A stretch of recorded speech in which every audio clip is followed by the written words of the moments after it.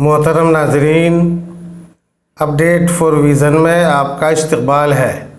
آج کھانے کی سنتوں کا بیان لے کر ہم حاضر ہیں، تو آئیے ویڈیو شروع کرتے ہیں۔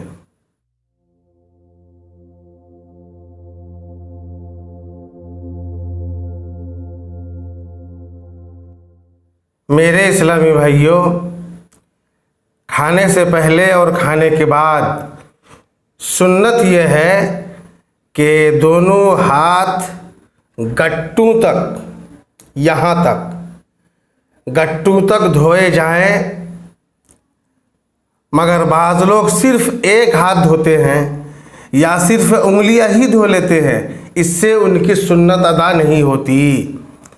کھانے سے پہلے ہاتھ دھو کر پونچھا نہیں جائے، اور کھانے کے بعد ہاتھ دھو کر رومال یا تولیہ سے پونچھ لیں کہ کھانے کا اثر اس میں باقی نہ رہے۔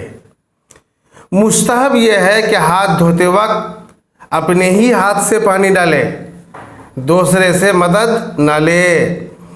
کھانے سے پہلے ہاتھ دھلانے کا مسئلہ یہ ہے کہ بہتر یہ ہے کہ بچوں اور جوانوں کے ہاتھ پہلے دھلائے جائیں، اور کھانے کے بعد پہلے علماء اور بوڑھوں کے ہاتھ دھلائے جائیں۔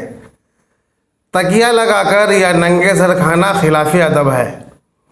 بائیں ہاتھ کو زمین پر ٹیک کر یہ بھی کھانا مکروہ ہے۔ داہنے ہاتھ سے کھانا کھانا چاہیے۔ کھانے کے شروع میں بسم اللہ پڑھنا اور کھانے کے بعد الحمدللہ پڑھنا سنت ہے۔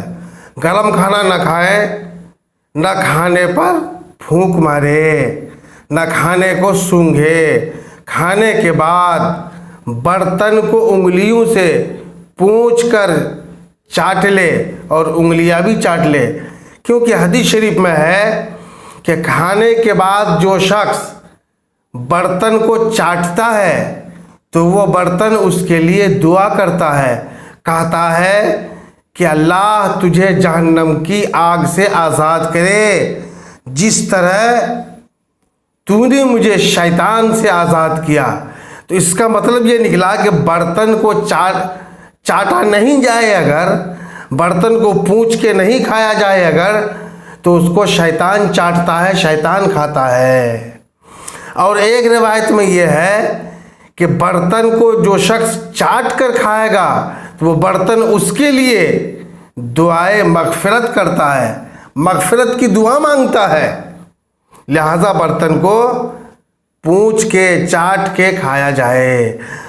کھانے کی شروعات اگر نمک سے کیا جائے اور نمک ہی پر ختم کیا جائے تو اس سے 70 بیماریاں دفع ہوتی ہیں۔